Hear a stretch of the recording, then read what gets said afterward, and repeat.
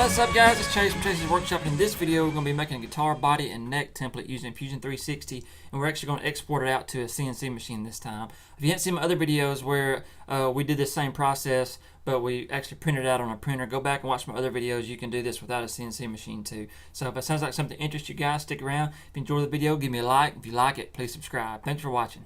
360 open up, got a model of a neck and a body, guitar body that I've created. And so, if you can see right here, we're in the model workspace or whatever. We're going to go to the cam side of it. So here we are on the cam side. And it's basically, it looks just like it does in the model, except that it says cam here, and you've got a bunch of different tools up for the toolbar. The first thing we want to do is we want to come here and make sure that this units in inches is, it starts out in millimeters. Make sure you put it in inches if you're in America, or if you use inches and feet, stuff like that. Anywhere else it stays in metric. If you know how to change that, let me know too, because I've been trying to figure that out. I always forget, and I'll have the whole thing done. But anyways, so now we're going to come, first thing we're going to do is come here to our setup and go to a new setup. I don't want a relative size box, I want a fixed size box. And as you can see here, my width is 16 inches from here to here, and then the depth is from here to here, which is 25.5 inches. And then my height of my model, the MDF board I'm using is 3/4, but if you measured it, it's really around 0.74. So we're going to do 0.74, and it's going to tell me that it's going to turn red because it's saying that my model's thicker than my stock, which is fine. When I designed this, I did 0.75 on the extrude to give me the size of it, but it's fine. I don't want to position the model. I want to offset from the bottom, but I don't want any offset, so I'm just gonna come here and put 0 here. And basically all that's saying is that once like this, it's saying that this is going to offset to the top.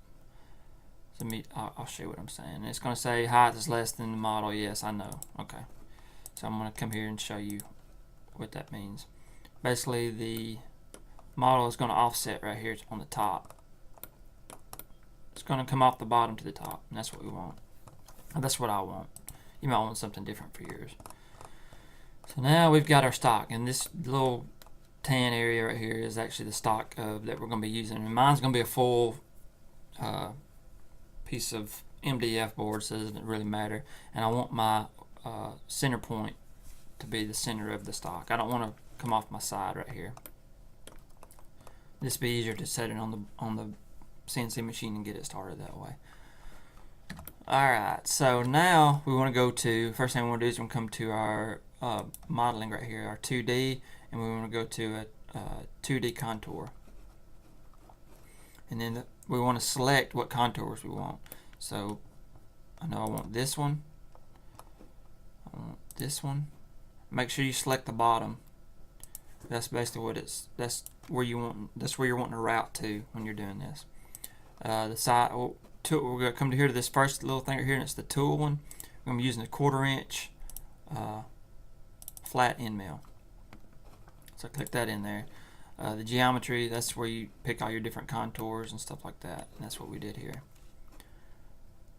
The heights, this is one thing I change on here is this bottom height. I always do off the stock bottom, and then I add negative 0.04 to that, because a lot of times the router won't go all the way to the bottom and it leaves like a thing on there. And if you can do that and just go back and take a flush trim bit and cut that off if you want to, but I like it to go all the way through and have a finished product when I get done.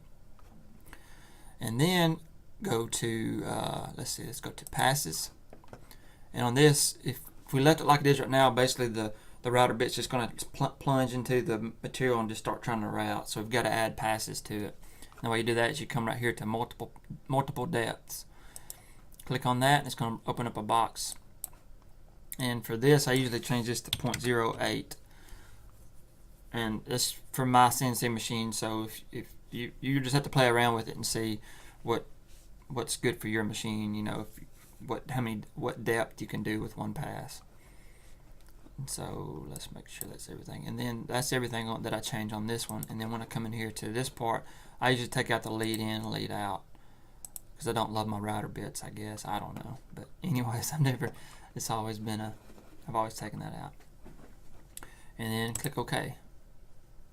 And what it's doing is here, it's going to compute all these passes. And if you come here and you can see each of these blue lines is a pass of the CNC machine. Now I want to make sure I get these holes right here drilled, and to do that I'm going to come in here and go to bore. I think it is. I think that's right. We're going to use the same bit. I think it'll fit in there. 1/4 inch geometry. I'm just going to click all these guys here.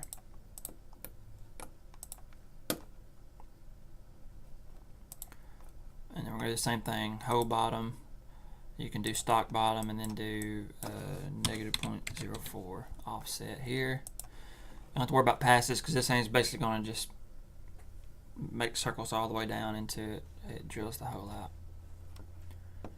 And then linking is the same. And so you can see here how it shows you what it's going to do. It's going to start here and it's going to drill down. It's going to come out, drill all the way to here, and then it's done. As you can see too, right there, it shows it coming out the bottom of the stock. Right there. So I know it's going to drill all the way through. Now, one thing, once you come over to the setup right here and look at it, you know, we've got our contour first and then our bore second. And I want to change that to bore first, because I want it to come in here and bore these holes. And then I want it to come in here and do the contour of everything. And all you got to do that is you can move these things around however you want to. Now, if you do want to get this thing to export out, if you click on one of these and export it, it's just going to export that one. If you come here and click on the setup and go to post process, it's going to do everything in order that you have it. So it's going to have the bore first, and then it's going to do the contour. And I'll show you the simulation of it here. You can come in here and simulate the product, and a lot of times this helps out to make sure that you don't have any issues with everything. As you can see, the body is on top of that. And let's play it.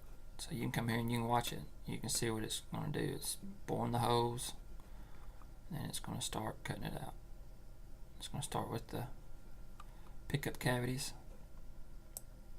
Alright, now we want to click on this guy here, and we're going to go to post process, which is this little G1, G2 right here. And this is actually what I have set up here. And this gets our G code off of this program to set all this up. And as you can see here, it says Mach 3 mill. That's what I'm using. Mach 3 as my CAM software out in the shop. Let's see here. And I want it to output photo. I've got a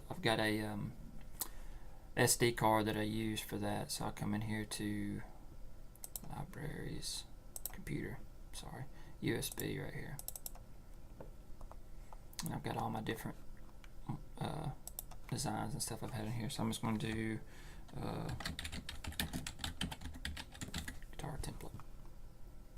Open that one up, and we're going to use that as that. We're going to name this as the neck and